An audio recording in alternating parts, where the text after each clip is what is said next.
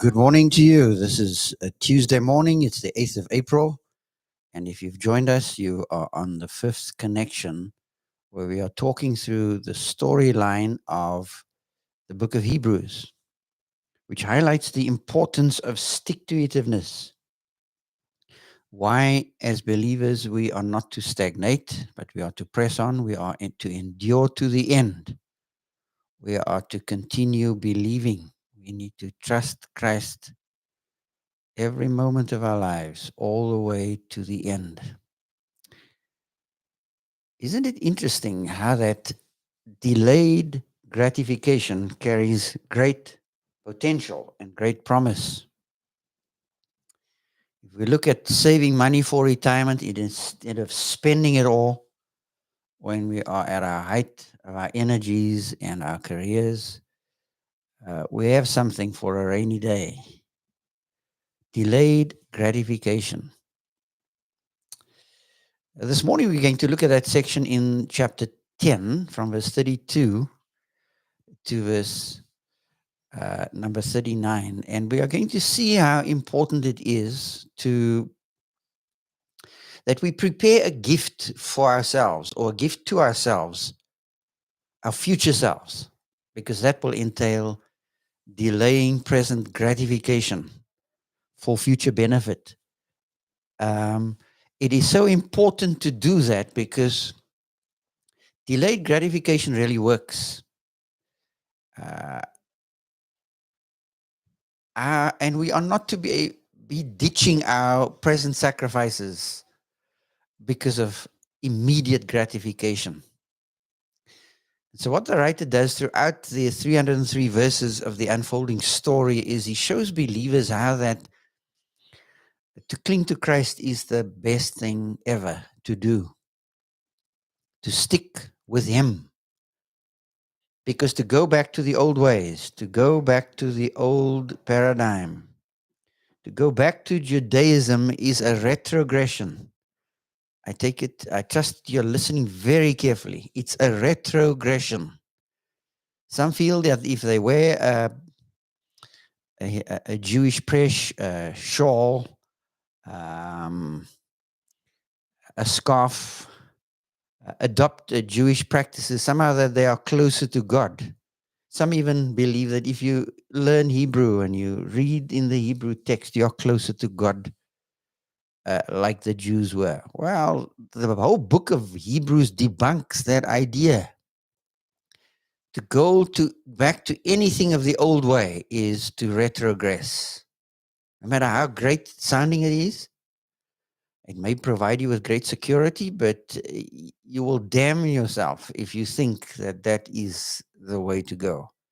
The old covenant is obsolete. The new covenant has been inaugurated, and the best is yet to be. So we've got a foretaste of things to come. We've got something of heaven in our hearts already, long before we get there. And so what the writer does is he presents two things, what I call pastoral poise. And he presents a firm final fee as the two things that we need to be reminded of. Readers are to be reminded that their earlier faithfulness under persecution, these Christian Hebrews, they are urged not to throw away their faithfulness, but to endure, so that, for the purpose that they might receive the promise of eschatological salvation, future salvation, what God promises for them as a future when he returns. So let's look at the first thing, the pastoral poise, present pastoral poise. When you think of pastoral or pastor, we think of shepherd. This shepherding posture that we are to have in verse 32 to verse 35. Listen to what the writer says. But recall the former days when after you were enlightened, in other words, after you came to saving faith, you endured a hard struggle with sufferings, sometimes being publicly exposed to reproach and affliction, and sometimes being partners with those so treated. For you had compassion on those in prison, and you joyfully accepted the plundering of your property, since you knew that you yourselves had a better possession and an abiding one. Therefore, do not throw away your confidence. Listen to that line. Do not throw away your confidence. It's another way of saying, don't give up. Don't let go. Don't walk away. Don't reject. And as we saw yesterday, never say never. Oh, we are so given to that phraseology. I will never do that. I will never do this. Drop that terminology because it's not helpful. Because sometimes the thing that you commit and you promise and you vow never to do is exactly the thing that you do. Oh, I will never be like my mommy. I will never be like my daddy. And then you fulfill that prophecy because you become just like your dad and you live just like your mommy. So drop the words and rather think of the importance of not throwing away your confidence. Don't stop believing. You trust Christ as Lord and Savior, and you continue to trust Him. Because what cannot be earned by moral perfection cannot be lost through immoral imperfection. In other words, salvation is not a work. You don't score brownie points and then earn it and secure your place, your seat, your ticket, your fire insurance policy. It keeps you out of hell and assures you a place in heaven. It's by grace through faith that you enter in. Can I repeat that? By grace through faith plus nothing. That's how you're saved. And how are you kept after you get saved? By grace through faith plus nothing. So there is no sin. There is no work you could ever do will cause you to lose your salvation. Remember, what is in view is not loss of salvation. What is in view is throwing away your confidence. They're two very different things. Don't stop believing. By that famous song of A Day Gone By, don't stop me now. I won't venture to sing it. But the day you stop believing and you walk away and you toss your confidence, well, you are in deep trouble. These believers from 32 to 34 showed great solidarity in suffering. And they even suffered with those who were suffering. Thrown into prison, land confiscation. Sounds like something we have. Expropriation without compensation. Very similar, doesn't it? Very, very similar. I wonder who's listening to whom. Solidarity without suffering in verse 32 to verse 34 and 35. So while they are ridiculed with insults and by insults and persecutions, they show solidarity with other believers who are suffering. We stand together. Because you see, suffering is a way of pulling us together like nothing else does. Not a rugby match, not winning a competition. Nothing does it like the big S, suffering. It either causes us to desert, drives us to desertion, or it drives us together in an unbreakable bond with one another. So don't throw away your confidence because there is great payback. There is great reward, verse 35 says. So suffering in solidarity, and then suffering is the way to success. And really, this section could be entitled, How to Fail Your Way to Success. As Owen Lutzer wrote so aptly, that failure is the back door to success. Suffering does that. It has a way of getting you where you ought to be in the economy of God. Not in the eyes of the world, in the economy of God. The reason readers cheerfully accepted the seizure of their property was because they knew that they themselves had something better that was coming. So even though property rights may be scrapped from the human rights in the constitution of this country, we have a better and more permanent possession. That's future. That's why we don't throw away our confidence.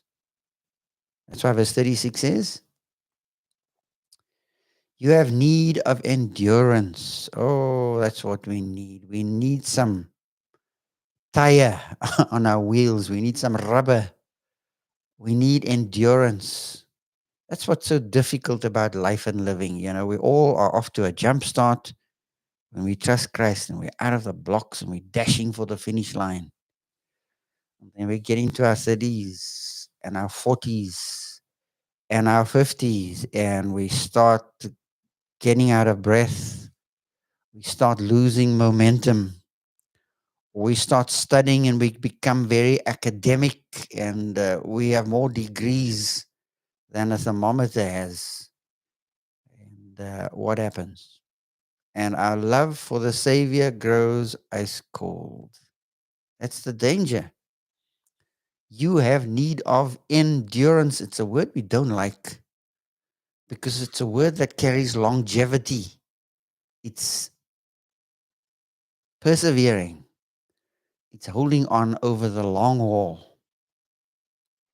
So that when you have done the will of God, what's God's will? Enduring. That's what he desires for you and me. You and I may receive what is promised. What is promised? A future with him. Now, most will say it's heaven, but it goes way beyond heaven because eventually heaven comes down to earth in the new Eden. And so don't let your view be short circuited. It's not all about heaven, it's all about how we are living right now and how we will experience heaven in the new Eden, heaven on earth in the future, in the garden of God and in the city of God. It's very different to the way we preach these kinds of things, isn't it? Well, the text goes on and it says, there is a firm final future for you and I. Verse 37, the writer now quotes the Old Testament. For yet a little while, and the coming one will come and will not delay. He will come. He seems to be delayed. But God is never late. He always pays his bills on time. Verse 38, but my righteous one shall live by faith. And he quotes from Habakkuk the prophet. My righteous one shall live by faithfulness, by fidelity to that to which he or she has been called. That's why we are to endure. Keep holding on. And if he shrinks back, the text says, my soul has no pleasure in him. Something that God hates when we turn our backs in rejection of him because he's a good God. He's a beautiful Lord. And he's a true God. Good, true, and beautiful is right there. Now the writer ends the section. He says in verse 39, but we are not of those who shrink back. In other words, we are not of that category. We don't run away when our mouths are bloodied, when maybe our teeth life knocks our teeth out, and we stumble and we fall and we bash our shins. Ever had shin splints? Ever had somebody kick you against the shin? Extremely painful. We are not of those who shrink back and are destroyed, but of those who have faith and preserve their souls. How do you preserve your own existence in the context of life and living? Because our soulishness is what links us to our circumstances. And we persevere. How? By faith. We just keep on trusting. Hymn writer says, only trust him, only trust him. Only trust him now. He will save you. He will save you. He will save you now. So the writer expresses his confidence that his readers are of the ilk that will keep on trusting. Remember, he doesn't say you have fallen. To none of the Hebrew Christians does he say you have fallen, but you stand in danger of falling. But he expresses great confidence in the fact that they will hold on. But to those who have faith, you keep holding on. You keep holding on. This is not the time for giving up. It's not the time for looking back. It's time for being strong and sticking with what he's called us to. That's why I've entitled this book, Stick to Itiveness. And yeah, your stickability, your tackiness will be tested through the fires of life, through disappointment, through loss, through mourning, through great challenge. None of us are exempt. If we go deep with God, well, we'll face it. And so endurance is what is needed. Faithful endurance. Verse 36 talks about endurance. 37 and 38 about being faithful. And 39, don't draw back. Don't run away. Don't run scared. You see, not eating everything on your plate. It's about not eating everything on your plate because you want to save room for dessert. Present gratification is like that. I will have it all now. I'll eat it all now. I'll spend all my money now. To heck with a rainy day. And yet it's wise. Don't eat everything on your plate because you want to save room for dessert. It's like a parent only giving their child a cookie after they've done their chores. After we've done what we needed to do, we will experience the final gratification. Delayed gratification has great benefits. You may think you need a break from walking with God. And you just want to sit along the side of the road just to catch your breath. Lord, stop the world. I need a break. And in doing that, we don't realize what happens. That's why I so enjoy being with saints who have summered and wintered in their life. We were with someone yesterday, visited with a friend, now turned 80, and summered and wintered with the Savior. What a joy just to sit and to listen and not try to be a smarty pants and compete with an 80-year-old who has learned just a couple of good things about how life works. And you are stunned silent in all 11 official languages in this country because you very quickly realize that I ain't got it all. I don't have it all down. You don't get to the end of the road with your spirituality intact because you're smart, because you're academic. But it hinges around a simple thing, just being faithful, just plodding along and trusting Him every step of the way, from fixing your car, from getting your kids sorted out and your grandkids and your bank balance. Just commit that to Him and keep trusting Him and live in the light of the grace that He provides in that moment. And so He has great shepherding care over us as believers. God does. And He says, yeah, you're going to go through some hard times. Not just some, maybe more than what you ever bargained for. For those of us who are growing a little older, we're fascinated by how we got here. Can't explain it all. How did you get here? To be on the bright side of 65. Well, I don't know, but here I am and still walking with the Savior. That's what's great.